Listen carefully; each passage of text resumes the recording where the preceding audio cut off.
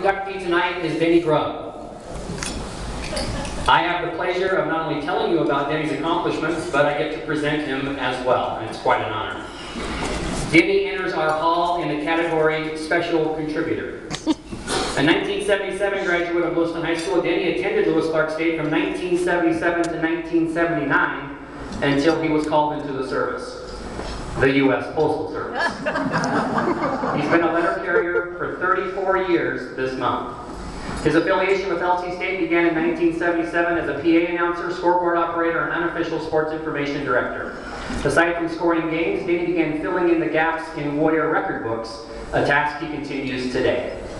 In 36 years of service to LC State, Denny has been the statistician for more than 1,400 home Warrior baseball games, including today's, and 400 non-LC State games. From 1977 through 2000, he was the statistician for 400 consecutive Warrior home men's basketball games. In 1989, he began scoring women's basketball games and did more than 200 of those as well. Overall, he's been the official scorer for approximately 2,300 Warrior home athletic contests. For 26 years, he's been the official scorer and tournament statistician for the NAIA World Series, not only in Lewiston, but in Des Moines, Iowa, and Sioux City, Iowa. That's 463 World Series games, 51% of all NAIA World Series games ever played. He helped research and update the World Series record book, which went from 4 pages and 30 categories in 1984 to 29 pages and 500 plus categories today. For his efforts, he was named the recipient of the Robert E. Smith Achievement Award in 2011, named for the former president of the International Baseball Federation. The award honors unselfish promotion of NAIA baseball. And now to present Denny Grubb for induction into the Lewis Clark State College Athletic Hall of Fame is me. So allow me to turn the page.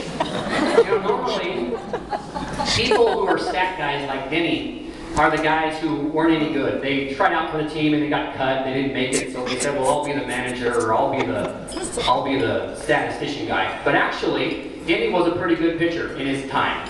In fact, he was on the 1976 and 1977 Lewiston High School Golden Bengal baseball team, which won state.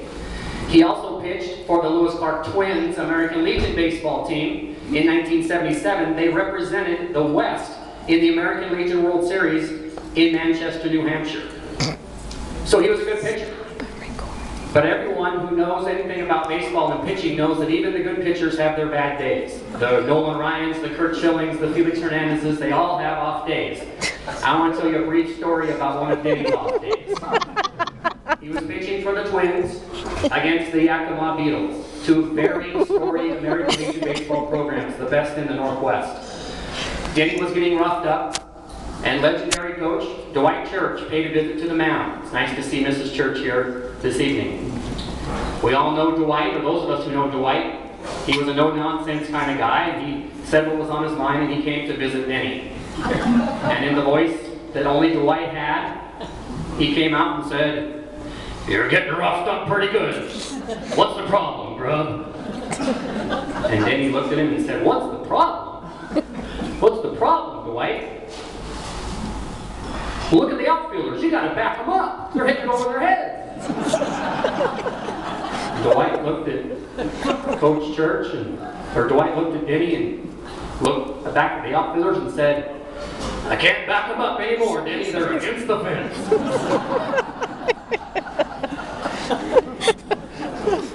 Denny is committed to his faith, to his family. He's been married to his wife, Deanne, since 1984. Together they have raised 3 children, Megan, Jonathan, and Sam. And additionally, his parents, Jim and Ruth, who are here tonight, they attend some Warrior baseball games, and those of us in the press box get a very big smile on our face when we see Ruth bringing up a bowl full of cookies, which she does quite often to us. It's now my pleasure to present the true professional and my friend, Denny Grubb, for induction into the Lewis Clark State College Athletic Hall of Fame.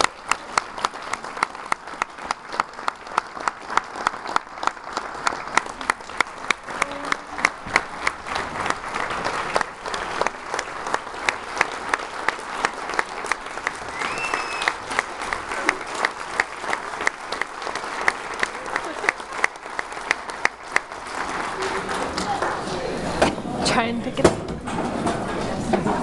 I guess Chad told him, got a picture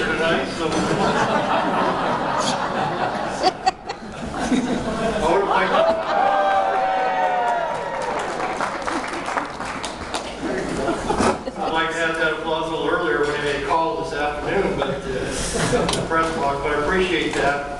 Gary's so worried I came up here with a big speech and that I'm not just going to ad-lib or anything. And, you know, you're right, Gary. I got a big speech here. But,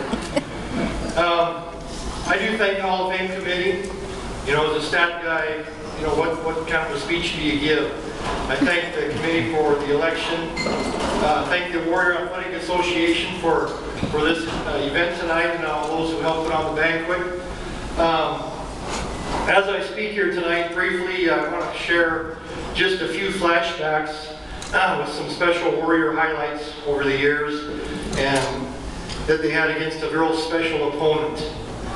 It's an honor to be inducted into the Athletic Hall of Fame without ever putting on a uniform or coaching a game. And as I told Chad earlier today, the closest I ever came to putting on a Warrior uniform was when he offered to give me a hat one day and he couldn't find one big enough to fit my head. Happy to have my parents here tonight, Jim and Ruth, as Mike mentioned, along with my brother Wayne, who was supposed to be here. I haven't seen him, but nothing new, you know. Also my wife Deanne, children Megan, John, and Sam, who for years have given up space on the kitchen table and the kitchen counter and the spare bedroom and the basement and wherever I could store LC stats and update things. Well, as was mentioned, my connection with LC goes back to 1977 when my baseball coach and LHS athletic director, Dwight Church, introduced me to Coach Dick Hannon. And based on my athletic ability, Coach Hannon offered me a scholarship to become the school statistician. I remember signing a letter of intent that said something about $100 a month and books. I'm not sure whatever happened to the $100 a month. The only books I ever saw were a few used ones on the shelf in Coach Hannon's office that didn't have anything with the classes I was taking. My first flashback, if you go back with me to March 2nd, 1983, versus Washington State University. Remember that team. 10th inning, game tied 16-16. Dan Dow hits a walk-off single. Warriors win 17-16. So since 1977, it's been my privilege and honor to record the stats at LC, athletic contests, report the information, and update the record books. We've come a long way since 1977 as far as an athletic department and as far as the way stats are kept. Under Coach Hannon, women's sports were added, and now several teams have participated in the national tournaments. As far as stats, my small part all these years, in addition to recording and informing and updating, has been to help usher in the age of computers and the internet. I flash back again to May 2nd, 1984. Versus Washington State University. 10th inning, game tied 5-5. Bill Stevenson hits a walk-off single. LC wins 6-5. Washington State.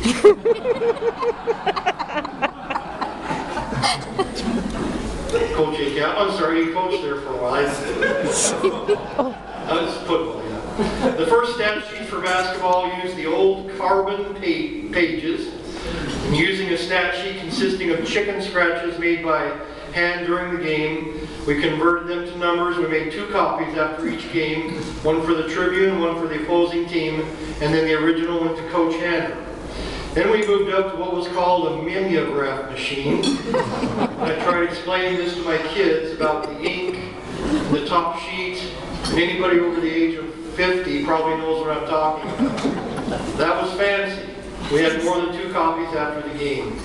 Then we hit the modern age of a copying machine, but the only problem was the first one that Coach Hannon got for the athletic department was a used one from the school library, and you had to use nickels to make copies. Now I remember where my $100 a month was.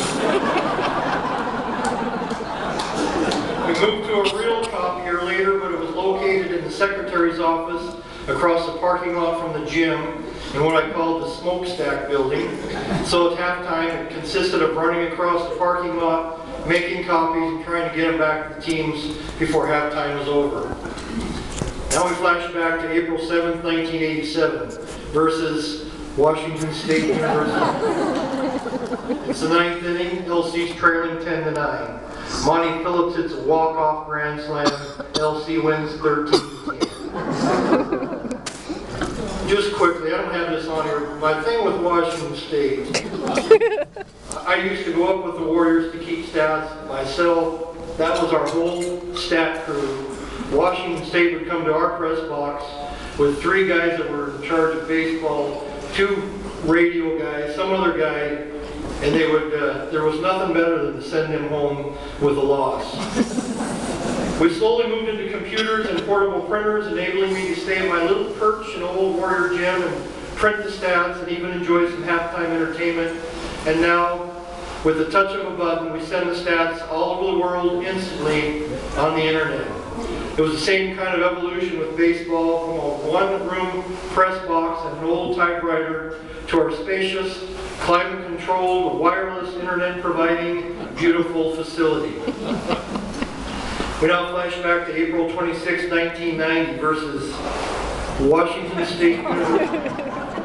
9th inning, LC trailing 7-5. John Nesmith hits a walk-off 3-run home run, and LC wins 8-7. In addition to Coach Shannon, I would like to thank longtime Warrior player, coach, and current athletic director Gary Piccone for his years of service to LC. It's an honor to help Gary and the staff year after year. Make a note, tell Gary halfway through with the speech.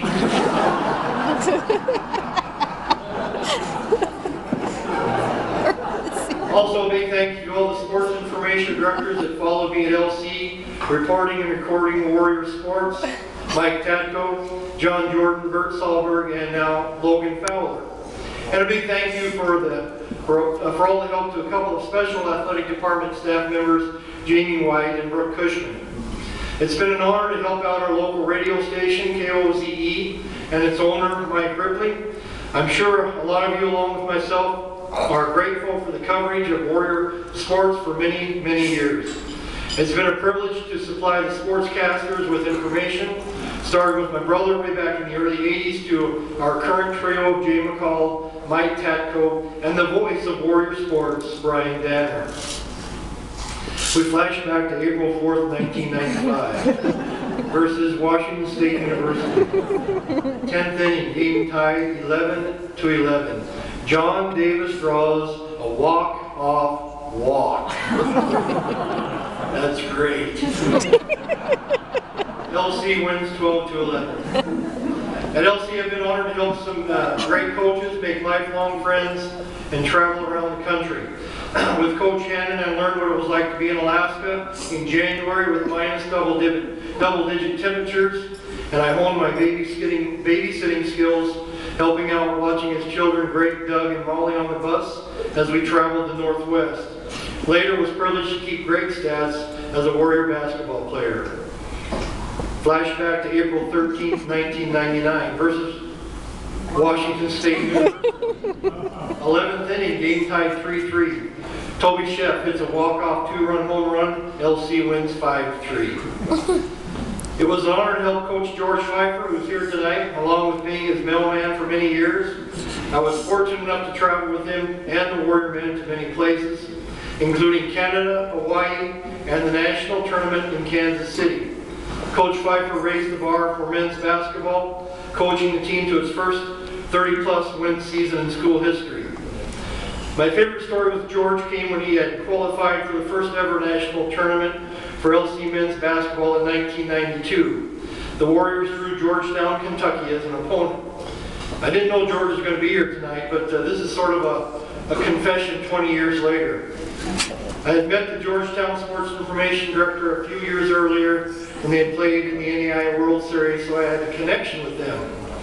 From my office that LC had set up for me in my home basement, I sent a fax to Georgetown asking for their stats, since there was no such thing at that time as internet stats. But they would only fax them if I in turn sent ours, which caused a problem because the thing Coach Pfeiffer hated more than anything else was the opponent knowing what your stats were. But I sent them our stats anyway, and I received theirs in return. When I walked into Coach George's office, handed him Georgetown stats, I got the biggest hug of my life. Then he asked, how'd you get these? And I said, well, I performed a fax interception. I retrieved Georgetown stats as they were faxing them to the national office. George said, oh, great job. I worked for a few years until the internet came along and robbed me of any more hugs from George. Mike Tadko will attest to probably the biggest highlight of being a stat man during Coach Pfeiffer's time was recording the stats in a game in 1989 when LC defeated Simpson College 178-77, setting NAIA records for a winning margin of 101 points and a combined points scored in the game 255 and an NAIA record of 222 shots attempted in one game. I had to ice down my writing hand for almost an hour after that. Flashback with me, if you would, to April 10th, 2001 versus Washington State University. 9th inning, game tied 7-7. Matt Hellman hits a walk-off 3-run home run. LC wins 10-7. It was also a great honor to help Coach Mike DeVilbiss, who also brought his women's team to the highest levels of the NAIA. In 1996, I was honored to travel with the women, including Rosie Albert, to the national tournament in Jackson, Tennessee. I drove one of the vans from the Nashville airport to Jackson with half of the team, while Coach DeVilbiss drove the other half. It was on this 2-hour stretch of highway that I learned that hanging certain pieces of lingerie out of a passenger window meant different things to different truckers going down the road.